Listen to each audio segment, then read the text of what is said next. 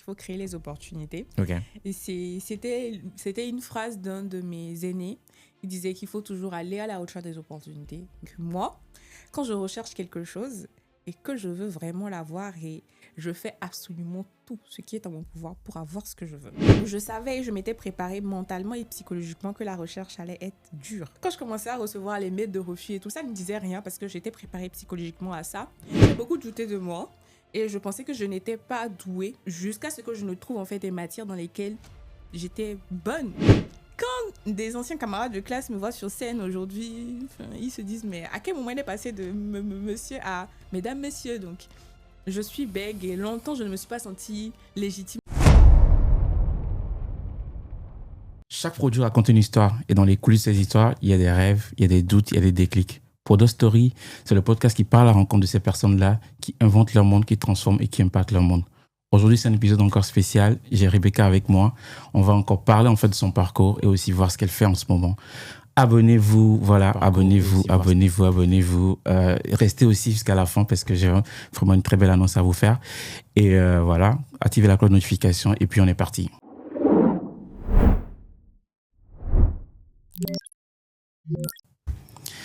Hello. Hello. Ça va? Ça va et toi? Très bien, et toi? Ça va super. Là, tu débarques à Paris comme ça. Oui, je débarque à Paris, oui. Et comment ça se passe? Ça va. Ça va? Maintenant, je m'habitue au transport. Okay. Ça va. Je connais la différence entre le métro et le RER. C'est déjà beaucoup. C'est déjà beaucoup. Les bus aussi? Non, les trams? Oui, enfin, Ok. Avant, pour moi, le RER et le métro, c'était la même chose. Mais le jour où okay. j'ai dit ça à un Parisien, on m'a dit plus jamais. Bon, maintenant, je connais la différence. Je sais c'est donc, quoi. C'est bon. Ça va, je m'habitue. Parfait.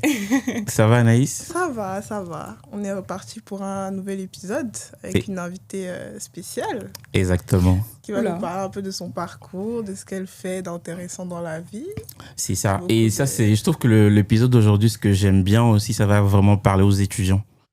Vraiment, surtout dans la phase de recherche. Bon, de toute manière, je ne vais pas trop en dire. Tu viendras sur les détails et tout. Okay. Donc, présente-toi, les personnes qui te découvrent aujourd'hui pour la première fois. Ok. La question présente-toi pour moi, ça a toujours été un exercice très difficile. D'autant plus que je suis assez polyvalente. Donc, je me présente en fonction des situations dans lesquelles je suis. Mais dans les grandes lignes, je m'appelle Rebecca. Je me définis comme une tech and com woman, donc double casquette. Une tech woman parce que j'évolue dans le domaine de la tech depuis plus de 5 ans et aujourd'hui je suis data analyst en alternance au sein d'une structure d'assurance. Et comme woman parce que je suis une grande passionnée de la communication. Je parle donc je suis. Et depuis plus de 5 ans aussi, j'évolue dans le domaine de la com, des médias, je fais des interviews, j'anime des événements, je crée du contenu sur les réseaux sociaux et je fais des formations et cours en prise de parole et en éloquence. Donc voilà. Une polyvalente quoi. Oui.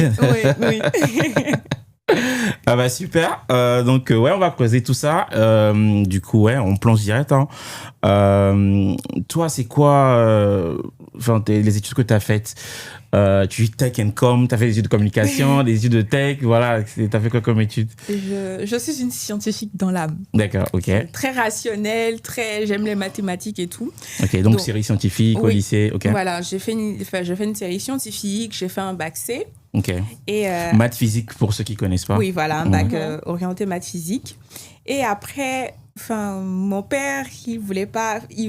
de son vivant, il fallait que ses enfants étudient dans le domaine de la science. Et même depuis toujours, on me l'a répété à outrance, il fallait que tu évolues dans le domaine de la science. La preuve, les samedis matins, quand j'étais en seconde, quand je suis directement rentrée au lycée, en fait, pour m'initier à ma terminale directement chaque matin, pendant que, je sais pas, samedi matin, généralement, les gens font grasse matinée, je viens d'arriver en seconde.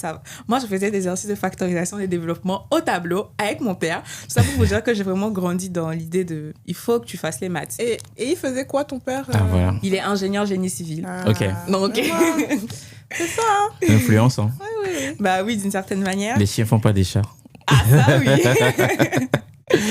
Ok. Et ça, c'était où? Au Togo, c'est ça? Oui, au Togo, à Lomé. Mhm. Et d'une certaine manière, j'ai commencé à aimer les chiffres aussi, vu que je suis rentrée dans le bain. Donc, après mon bac, je m'étais posé 3 questions.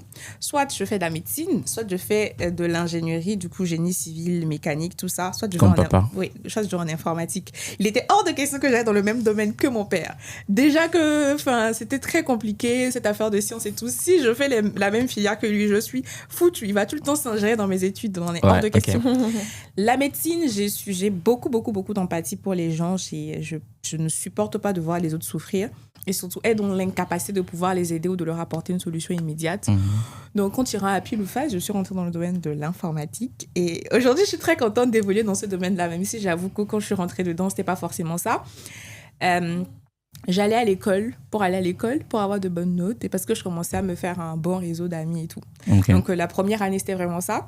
Quand je suis arrivée en deuxième année, j'ai eu l'opportunité d'intégrer avec des aînés le Google Developer Student Club. Et en fait, c'est un club de Google pour les étudiants dans les universités informatiques. Et en fait, j'étais la responsable communication du club et on avait pour objectif d'organiser des événements tech, des ateliers, des conférences, d'orienter les gens. Parce qu'en fait, quand tu fais de l'informatique au Togo, soit tu fais du réseau, soit tu fais du développement, alors qu'il y a plusieurs autres domaines de l'informatique, en fait. Et le fait de rentrer dans ce réseau m'a permis de rentrer dans d'autres communautés tech. C'est comme ça qu'en fait, mon réseau dans le domaine s'est élargi. J'ai appris plein d'autres métiers et je me suis rendu compte que je ne devais pas forcément me cantonner au métier de développeuse. J'ai quand même fait ma filière génie logiciel parce que, il y avait une certaine polyvalence aussi dans cette filière-là. On a fait beaucoup de matières qui me servent aujourd'hui. Comme lesquelles?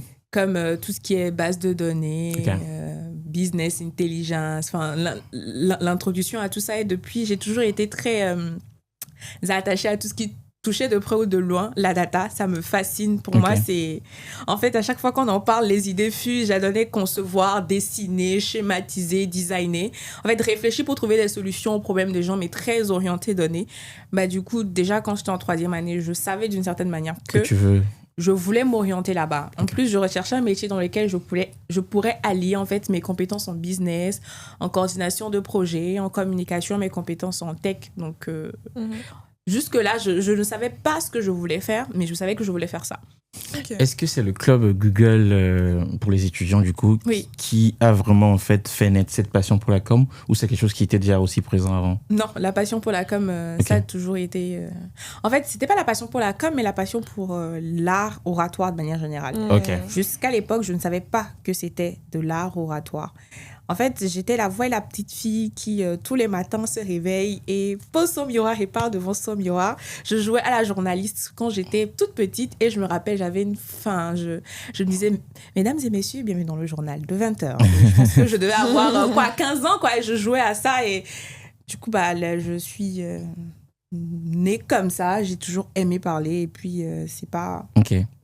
Moi, j'ai quand même une question. Je sais que souvent, chez les parents africains, ce qui se passe, c'est que vu que tu as un père qui est hyper scientifique et tout, est-ce que à un moment donné, tu as posé sur la table que tu voulais t'orienter vers ce type de métier? Jamais. Ok, d'accord. En fait, j'aurais même pas pu. Elle n'a même pas eu l'occasion de s'exprimer. J'aurais même pas pu parce que... déjà, en fait, quand j'étais petite...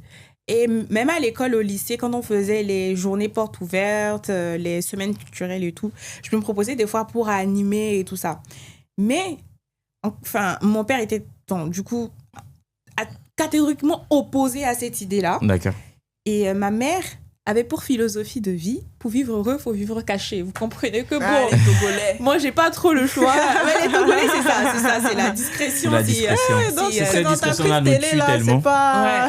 C'est la discrétion, on a grandi dans ça et ma mère, c'était hors de question qu'on me voie. C'était hors de question d'être sur une scène. C'était un non catégorique.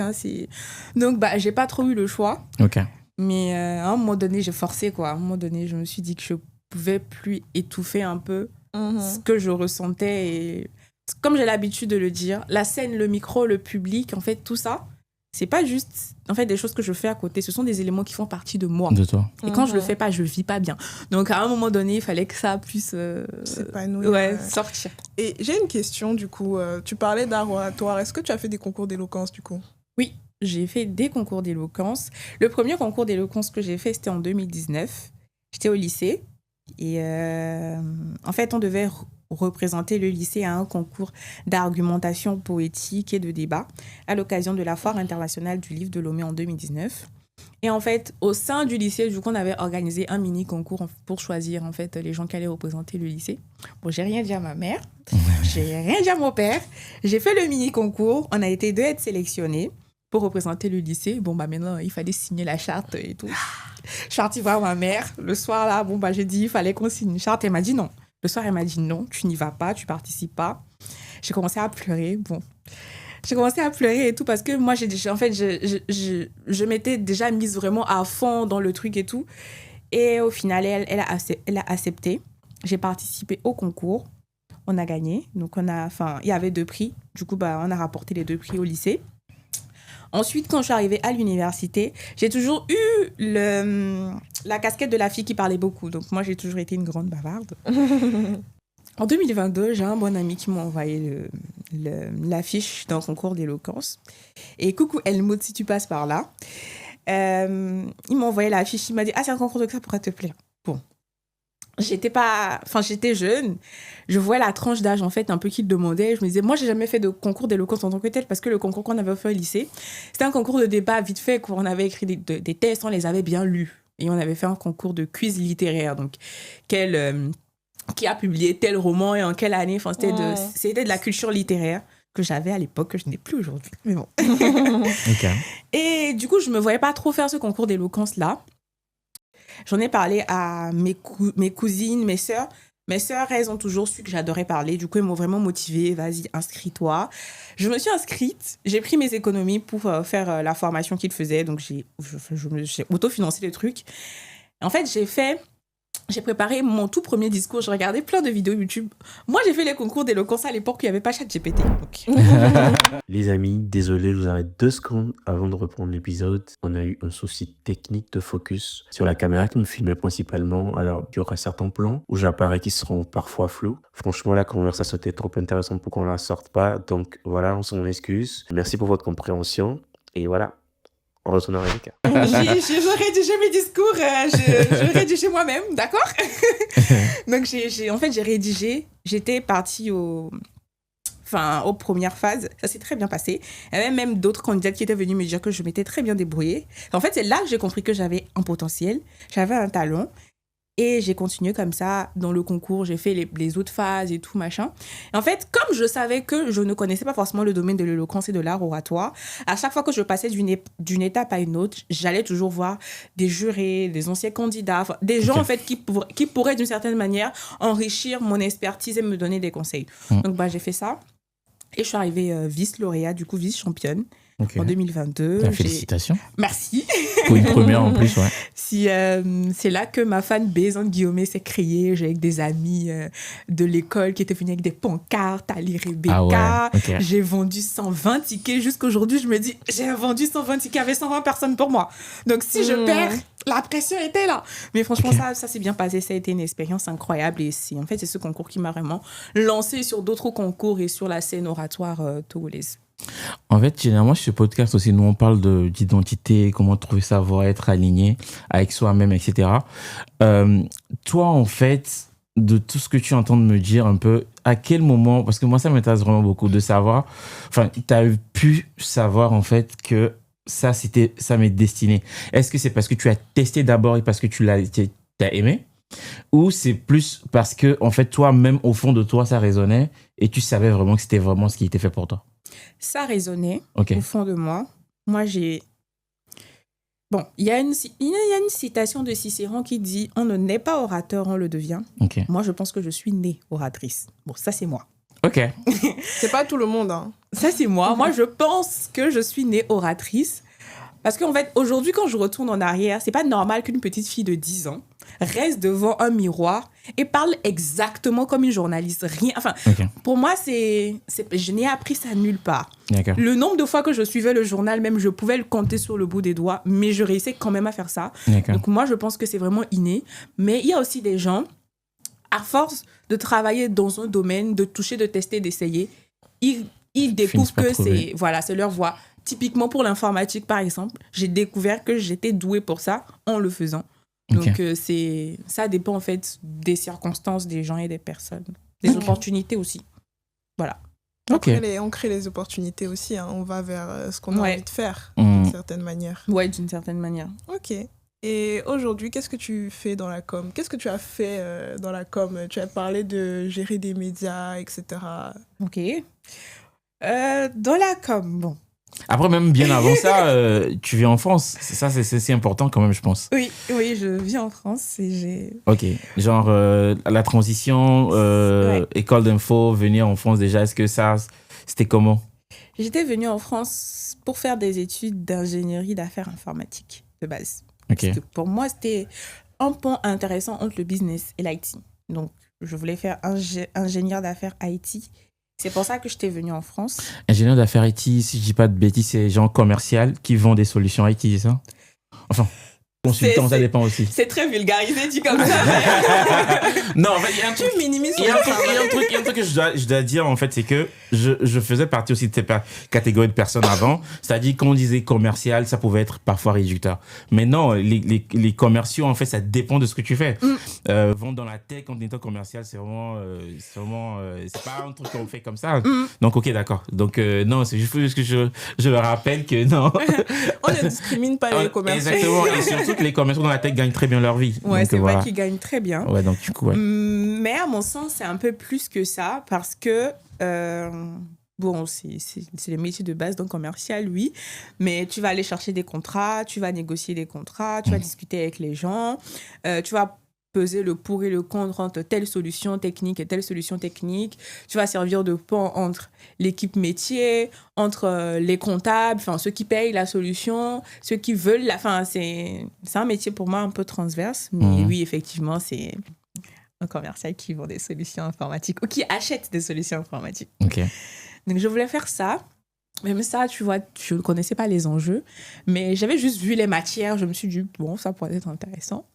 En fait, quand je suis arrivée en France, c'était horrible la première année parce que j'étais en tronc commun. Et comme moi, je venais d'un parcours plutôt tracé très tech, je ne me retrouvais pas du tout dans les filières, dans les matières. Je faisais de la physique quantique, de la mécanique, de l'automatique. Mais pourquoi ça pour un commercial? Pour apprendre à comprendre la solution. Non, en fait, comme j'étais dans une école d'ingénieur, je suis passée par la première année. Ah oui, un tronc commun avant de passer à ta spécialisation. Avant de commencer à parler business. Avant de commencer à parler business. Physique quantique, alors tu vas vendre. Physique quantique, bon, ouais, Du coup, je me retrouvais pas dans ça et je savais que c'était important pour moi de partir, fallait que je trouve autre chose. Et petit à petit, j'ai commencé à beaucoup m'intéresser à la data, à l'IA, à la transformation digitale, et je me suis vraiment beaucoup auto-formée. Personne ne m'a appris plein de tips et plein de trucs que je connais aujourd'hui dans la data. Et si j'ai réussi à trouver en fait mon alternance dans le domaine, c'est parce que je me suis auto-formée. Sinon, sans quoi, j'aurais pas pu. Donc voilà. C'est ces mêmes études-là, en fait. Enfin, ton alternance, tu le trouves dans le cadre de ces mêmes études-là ou tu as changé d'école? Ok, d'accord. J'ai changé d'école. De formation aussi? Oui, j'ai changé d'école, j'ai changé de formation, j'ai changé de ville. J'ai déménagé. Parce que tu t'es rendu compte que c'était pas fait pour toi? Oui. Ok. Oui, mais non, ça va, j'aime bien mes cours. Je suis contente. Pas tous les jours, mais je suis contente d'aller à l'école. Ça va. Ok. Et du coup, je reviens à ta question là, qui parlait de la com. Et ouais, donc du coup, à côté, qu'est-ce que tu fais dans la com aujourd'hui aussi? Bon, déjà, pour remonter à la jeunesse de la chose, je dirais pas que je fais... Enfin, je parle de com, mais en fait, c'est vraiment le domaine des médias dans son ensemble. Donc, dans le domaine des médias, qu'est-ce que j'ai fait? J'ai commencé en tant qu'animatrice événementielle. Donc, j'ai eu l'opportunité d'animer mes premiers événements grâce à une association de jeunes communicants. Du coup, ils m'ont donné l'opportunité d'animer mes premiers événements à Lomé. Donc, j'ai commencé en tant qu'animatrice événementielle. Ensuite, j'ai fait de la modération. Et dans la modération, il y a beaucoup de rédaction. Donc, il faut connaître les gens. Il faut connaître les gens, il faut connaître les thèmes, voilà. Et après, je me suis beaucoup spécialisée dans la modération des événements tech parce que au-delà du fait de pouvoir bien en fait conduire l'interview, je comprenais le domaine, je connaissais les enjeux, donc j'ai fait de l'événementiel, j'ai fait de la modération, j'ai fait de de la coordination de projets, de la planification d'événements. J'ai organisé des événements, j'ai négocié des contrats, j'ai appelé des partenaires. J'ai fait de la décoration, donc j'ai fait aussi dans l'événementiel. J'ai fait des interviews, donc j'allais voir des gens avec ma petite caméra, mon trépied, un caméraman à l'époque. Enfin, on avait le téléphone, on posait, on écrivait à des gens sur Insta, on disait « Ah, on aimerait bien pouvoir vous recevoir en interview et tout. » Du coup, je me déplaçais vers les gens. Du coup, j'ai fait des interviews. J'ai coaché, j'ai coaché des gens, je les ai aidés à rédiger leurs discours pour les concours d'éloquence. Pour un truc que tu n'as pas forcément appris. Oui. Encore une fois, c'est beaucoup de curiosité. J'ai fait des séminaires, des conférences. Enfin, je pense que j'ai vraiment fait le tour 360. J'ai même en temps été...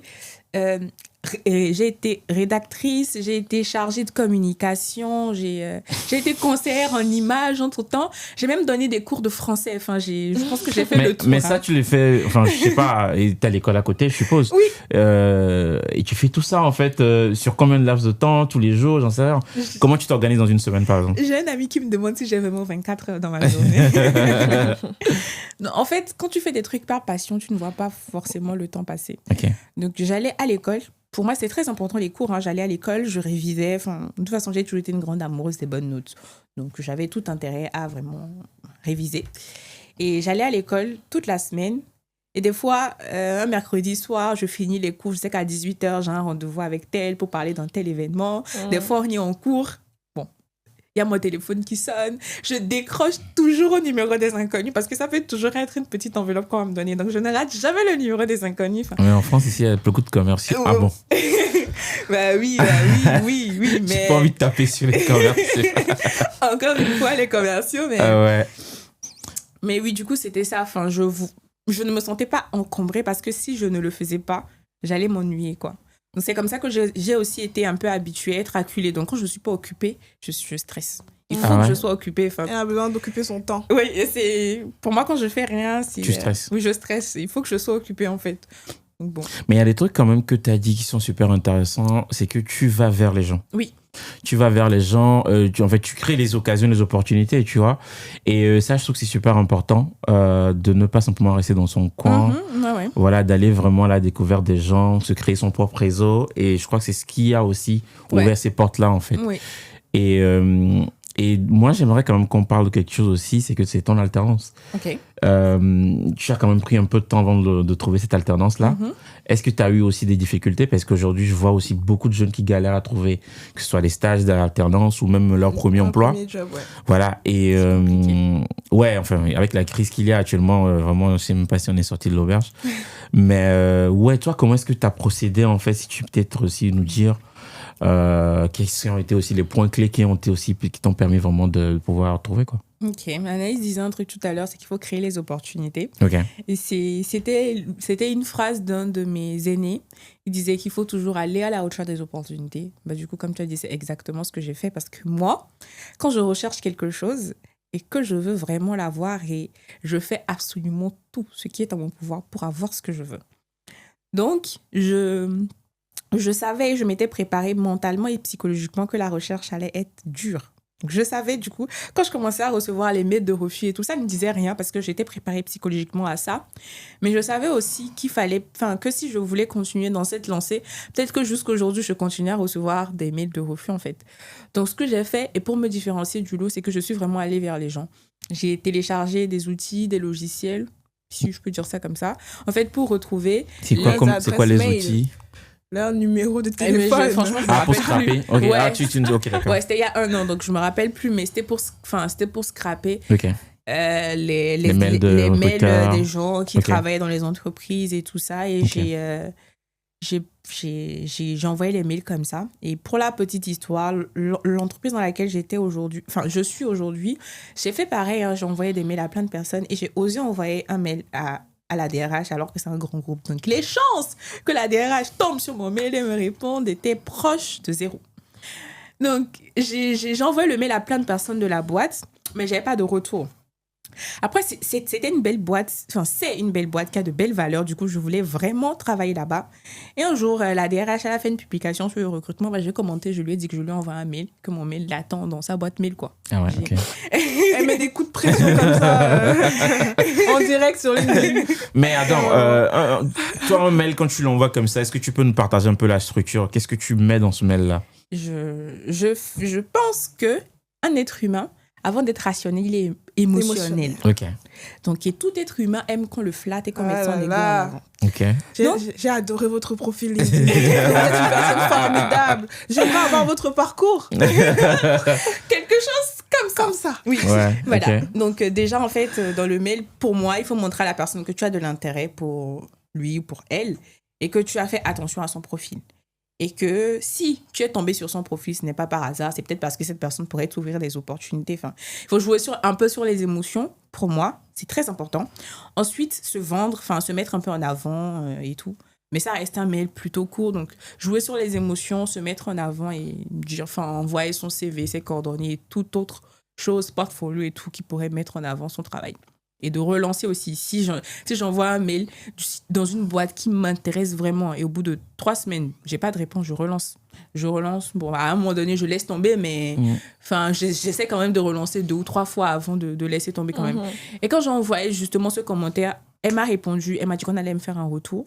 Je pense 2 semaines après, j'ai eu un retour d'une RH à laquelle je n'avais pas envoyé non, ça veut dire qu'en interne, en fait. En interne, quelque chose a bougé. Je sais pas, parce que j'ai envoyé un mail à plusieurs personnes. Je sais pas qui a fait bouger mon CV en interne, mais merci. Bah, du coup, c'est là que j'ai eu mon entretien téléphonique. Ensuite, j'ai eu l'entretien managérial. Et c'est pas non, je pose aussi la question parce que tu vois, parfois, on te dit que demande pas un job directement, enfin, dis pas, n'envoie pas, enfin. Mais tu cherches le travail. Mais non. Je ne sais pas. Non, mais parfois, c'est-à-dire demander peut-être à rencontrer d'abord des personnes qui travaillent dans ton domaine, faire un call. Moi, je pense que dans la France, durant ce call, maintenant, là, après, là, tu peux. Il n'y a plus le temps pour ça. Actuellement, là, vous envoyez les mails au DRH, il faut leur dire que vous cherchez du travail. Et que vous mettez le CV. Okay. Je sais pas. Mais si c'est un collègue, par exemple. Non, si c'est un collègue ouais, ça passe, tu peux envoyer le CV, mais forcément, il y aura quand même une dimension où tu vas vouloir comprendre le travail qu'il fait, comment tu vas t'intégrer dans l'équipe. Mais une DRH, enfin, je veux dire, son travail, c'est littéralement elle sait que tu cherches du travail, en fait. Donc voilà, je pense que oui, il faut s'adapter forcément à ton interlocuteur. À la personne que tu contactes, tu fais. Mais moi, j'ai une question justement par rapport à ça. Parce que tu nous as beaucoup parlé d'art oratoire, de capacité à convaincre, de débat, etc. Moi, je me demande justement, est-ce que c'est intéressant et est-ce que ça t'aide aussi en entretien ? Oui. Parce que pour le coup, les entretiens, surtout les entretiens physiques, parce qu'à la limite, les entretiens téléphoniques ou en visio, c'est pas forcément le même contact. Mais comment ça se passe un entretien pour toi et c'est quoi un entretien réussi ? Si tu dois donner des conseils à nos téléspectateurs. Un entretien réussi, quand je devais passer mes entretiens, parce que j'en ai eu 2 ou 3, avant de trouver mon entreprise, j'avais un ami RH qui m'avait dit en fait qu'en entretien, il fallait tout simplement présenter son expérience, enfin, ce que j'ai fait comme étude et tout, l'expérience que j'ai faite par rapport à cette étude-là et ce que moi j'ai apporté dans cette expérience. En fait, c'est ça le schéma. Et du coup, c'est le schéma que j'ai essayé d'utiliser, en fait, moi, dans mes entretiens. Et d'une certaine manière, ça a marché. En fait, j'avais déjà postulé auprès d'une entreprise, un peu de la même manière, RH, DRH et tout. Et j'avais eu un entretien téléphonique, ensuite un entretien managérial. Et c'était mon tout premier entretien. Donc, je me suis vraiment préparée. Voilà. Après, je n'ai pas été acceptée, mais en fait, dans le mail de feedback que la gentille jeune dame m'avait envoyé, elle m'avait dit que j'avais de très bonnes capacités de communication et relationnelle qui m'aideraient fortement en entreprise et tout machin. Et puis, elle m'a dit qu'on ne m'avait pas pris parce que je n'avais pas d'expérience, mais qu'il y avait un candidat qui avait plus d'expérience et tout. Okay. Donc, c'est là que je me suis dit que bon, ma capacité à parler, à convaincre aussi m'aide d'une certaine manière dans mes entretiens. Donc, pour moi, c'est ça le schéma. Ce que tu as fait comme étude, l'expérience que tu as fait appliquer à cette étude et ce que toi, tu as apporté dans cette expérience-là. Et c'est une bonne manière pour moi de te mettre en avant et puis de te... Et il y a aussi une méthode qui est très connue, c'est la méthode STAR aussi. Quand tu pars en entretien, du coup, présenter la situation, les tâches, les actions et surtout les résultats chiffrés. Parce que généralement, parfois, il y a beaucoup qui disent qu'ils ont fait beaucoup de choses, mais on n'arrive pas à quantifier en fait ce qu'ils ont fait. Être le plus précis possible. C'est ça.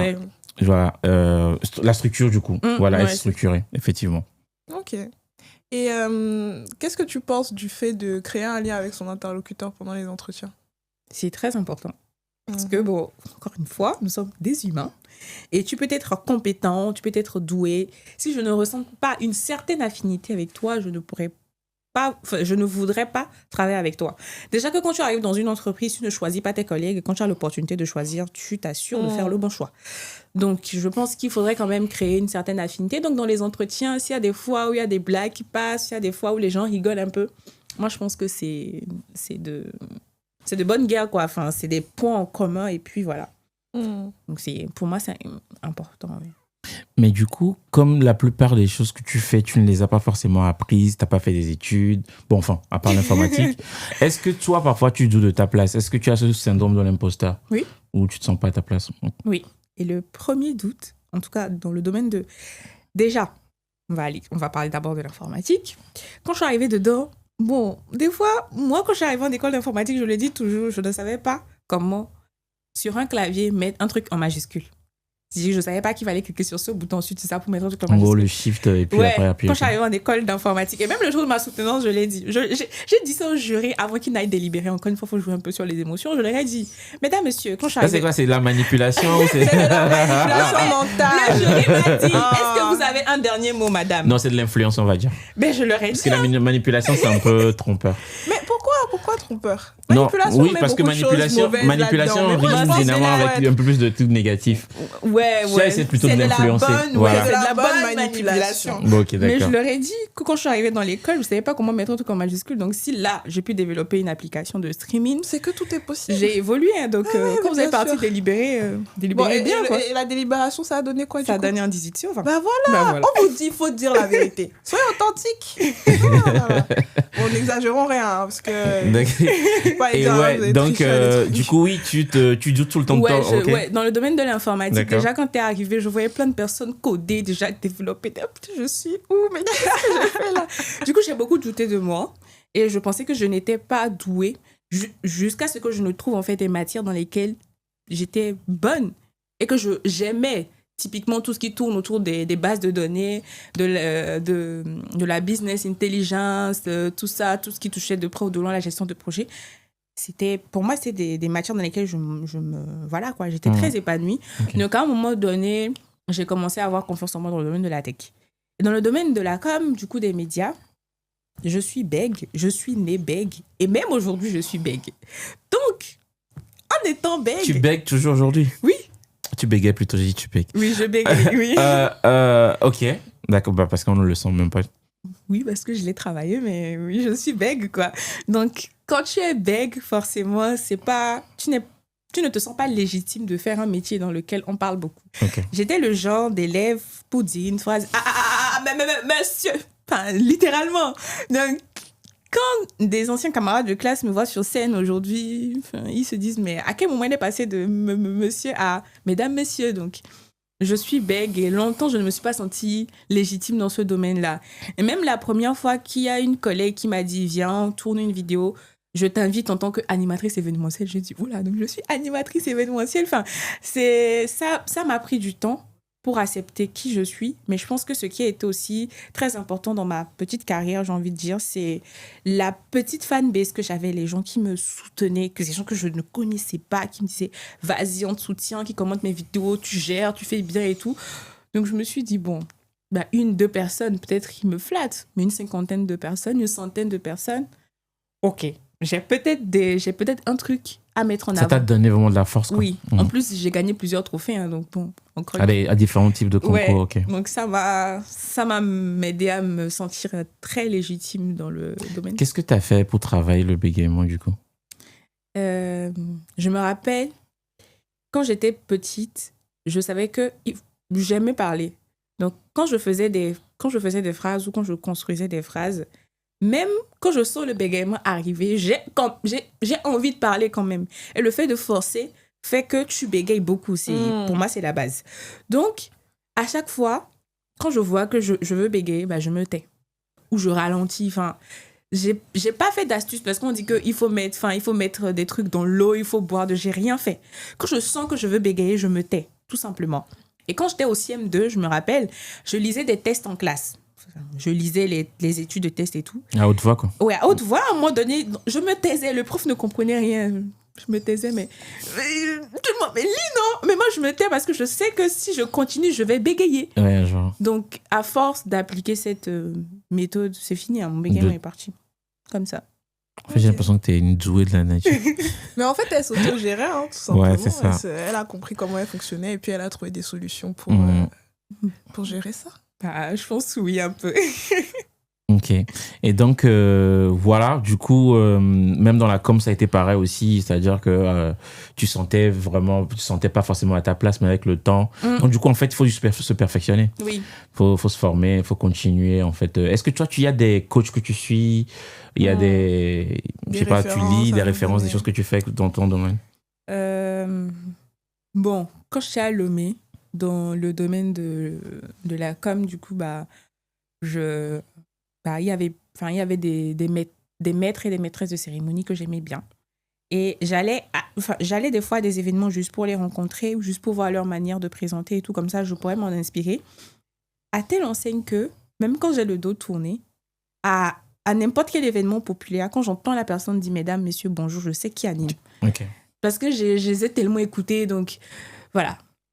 Après, aujourd'hui, c'est des gens qui m'ont inspirée, mais c'est pas des gens... c'est pas... Est-ce que je peux les appeler des coachs, des mentors? Okay. Je ne sais pas, mais c'est plus des inspirations. Ouais, c'est plus des inspirations. J'ai aussi rencontré sur mon chemin des coachs en éloquence qui m'ont beaucoup appris, qui m'ont beaucoup apporté. Et même des gens qui m'ont tout de suite appelé, qui m'ont tout de suite donné le titre de collègue. J'ai une amie qui s'appelle Blandine, du coup. Elle est maîtresse de cérémonie, elle anime depuis, je sais pas, plus de 15 ans. Mais en fait, quand elle a vu que j'aimais bien ça et que je me suis rapprochée d'elle, elle m'a quand même un peu prise sous son aile. Elle me disait, elle m'appelait collègue, elle m'emmenait dans des événements. Donc, ce genre de personnes, franchement, c'était des pépites dans ma vie qui m'ont aidée. Elle est togolaise? Oui, togolaise, oui. Est-ce que je la connais pas par hasard? Possible. Ok. Non, ok, d'accord. Du coup, beaucoup d'inspiration. Beaucoup d'inspiration, oui. Et mais à date, du coup, aujourd'hui, est-ce que tu as peut-être des inspirations que tu peux citer? Okay. Oui, à date, moi j'ai une très bonne amie qui s'appelle Abidé Migiab. Son nom de scène, c'est une jeune dame. Puis elle a 2 ans de plus que moi, mais c'est ma petite sœur. Elle m'appelle affectueusement grande petite sœur. Okay. Et pour moi, c'est une jeune dame qui m'inspire beaucoup parce qu'elle est incroyablement talentueuse. Elle fait du slam et quand elle le chante, quand elle écrit, quand elle slam, tu as la chair de poule, en fait. Pour moi, c'est ma star, en fait. Donc, elle, c'est vraiment une grande source d'inspiration pour moi. Ok. Et du coup, pour continuer sur les inspirations, je sais qu'il y a beaucoup qui lisent aussi. Oui. Toi, tu recommandes ça? Ou bien c'est peut-être pas toi les voix que tu chantes? Parce que tu m'as dit que tu étais aussi une bonne passionnée de littérature. Oui. Okay. J'étais très passionnée de littérature, mais surtout de la littérature africaine. Donc j'ai lu tous les classiques, Pagne Noir, Le Nom de ses fonds, L'Huile Cruelle, Les Binto, j'ai lu tout ça. Après, j'ai pas forcément lu de livres de confiance en soi et tout. Ces dernières années, les 2 livres que j'ai lus, qui d'une certaine manière m'ont aidé, mais des livres que j'ai même pas finis. C'est un livre d'abord sur l'hypersensibilité. Donc, l'hypersensibilité de Fardoa Kado de Jennifer, j'ai oublié son nom. Mais comme je sais que je suis très exposée à mes sentiments, que je suis une hypersensible, donc ce livre m'a beaucoup aidée à avoir plus confiance en moi. Ensuite, le livre L'art subtil de s'en foutre aussi. Ah ouais, je connais, oui. Qui d'une certaine manière, que je n'ai pas fini d'ailleurs, qui d'une certaine manière, en tout cas les débuts m'ont vraiment aidée à évoluer, à avoir confiance en moi. Sinon, à part ça, j'ai pas d'autres titres ou livres que je pourrais recommander. À part des livres sur la finance, peut-être. C'est d'actualité. Ouais. Ouais. De toute manière, vu que le côté commercial t'intéresse, si tu veux savoir vendre, etc. aussi, je trouve que c'est super. De toute manière, en plus, l'art oratoire, ça t'aide beaucoup aussi. Oui. Ouais, donc du coup, je voulais dire que comprendre aussi la finance quand tu veux te lancer, monter ton propre business, etc., c'est super important. Et tu vois, tu te vois un peu aussi après lancer ta propre boîte aussi. C'est quoi tes projets là? Voilà, c'est ça. C'est quoi tes ambitions? Exactement. Bon, la Togolaise que je suis... Le futur donne quoi? La Togolaise que je suis, ma maman dit, on ne parle pas ouvertement de ses projets de Ah là là, arrêtez ça. Mais dans les grandes lignes, je vais quand même... dans les grandes lignes, là, je fais je fais mon master en Big Data. Ok. Il y a un domaine qui m'intéresse beaucoup, c'est le domaine de la transformation digitale. Ok. Donc, après, faire de la consultation dans la transformation digitale, du coup, aider les entreprises à moderniser leur stack technique et plus précisément leur stack data. En gros, j'arrive dans l'entreprise, je vois que tu télécharges tous les matins le même fichier Excel, tu copies les données dedans, tu les mets dans un autre fichier. Pour moi, ça me fait mal à la tête, en fait. Il faut qu'on puisse automatiser ce process. Et même moi, des fois, quand je fais des trucs redondants, je crée un workflow N8N et j'automatise le process. Donc, pour moi, c'est un domaine plutôt intéressant. Ça me permet aussi de toujours rester en contact avec les gens et de ne pas être très loin de la data. Donc, ça, c'est mon plan, c'est mon plan C. Ah, ok. C'est mon plan C. Ok. Nous sommes qu'au plan C. C'est mon plan C. Mon plan B, j'aime beaucoup ma boîte. Si à la fin de mon master, j'ai l'opportunité de trouver un CDI.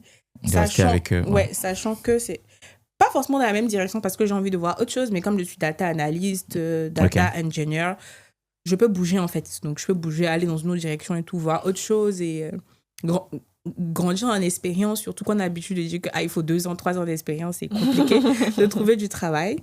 Et du coup, mon plan A qui potentiellement deviendrait mon plan B parce que c'est vraiment la phase où je suis en train de réfléchir à mon futur, c'est de faire une thèse CIFRE. Du coup, une thèse CIFRE qui touche de près ou de loin à l'intelligence artificielle, à la data et tout ça.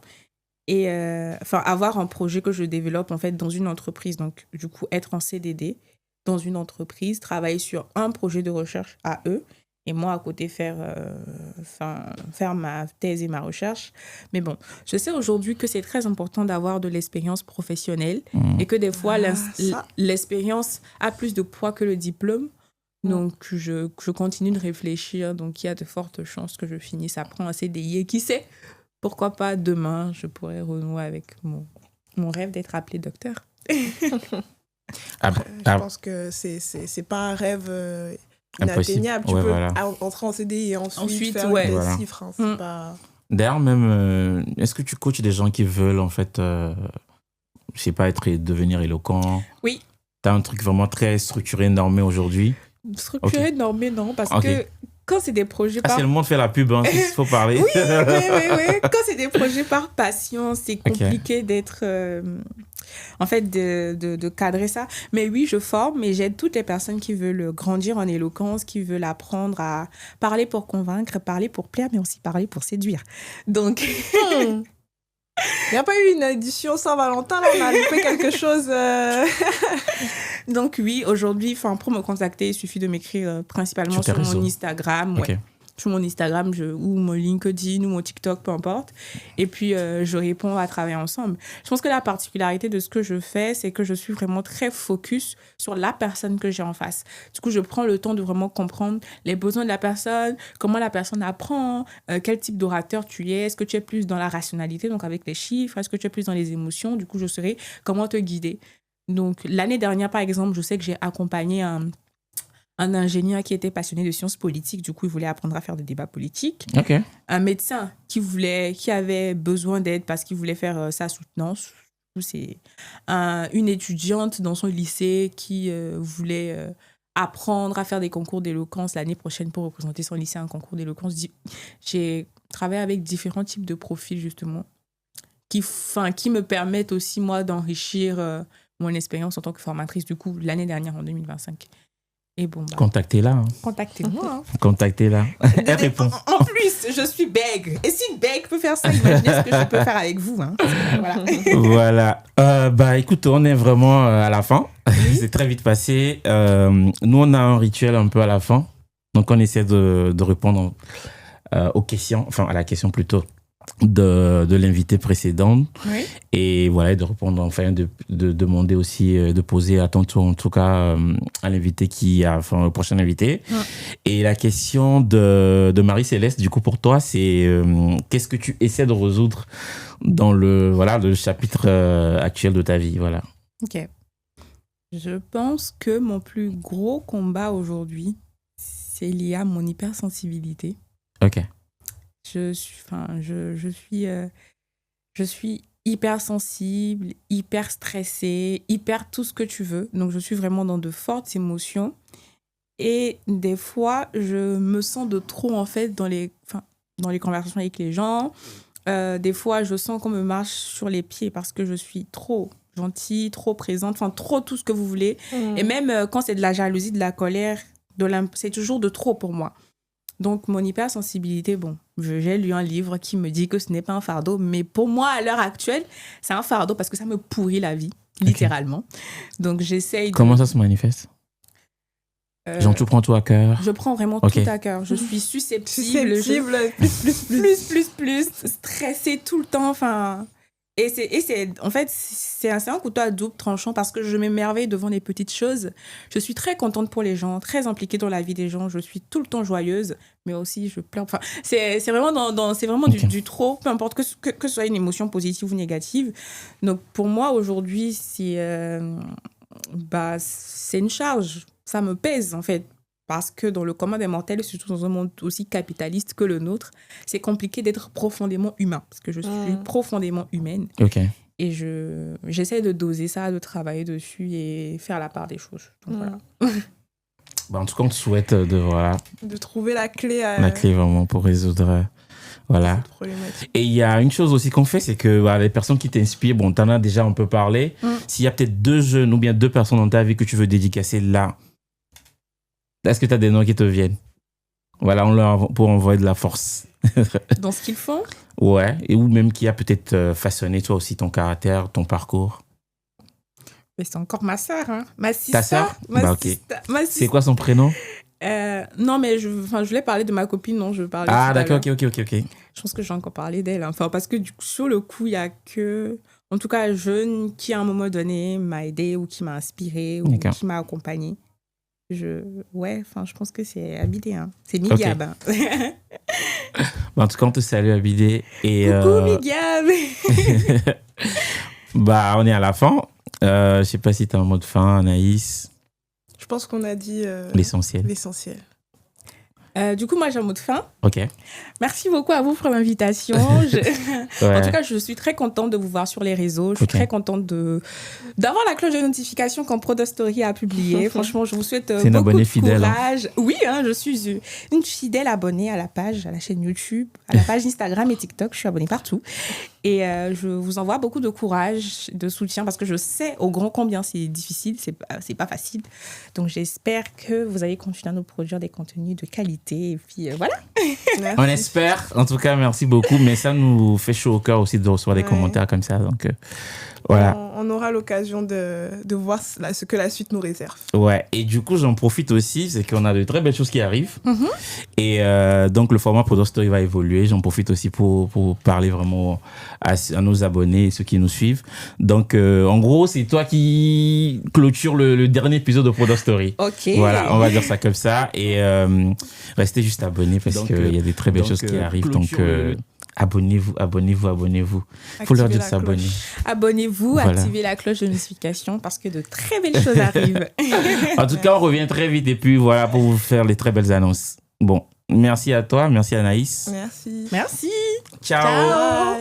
Bye.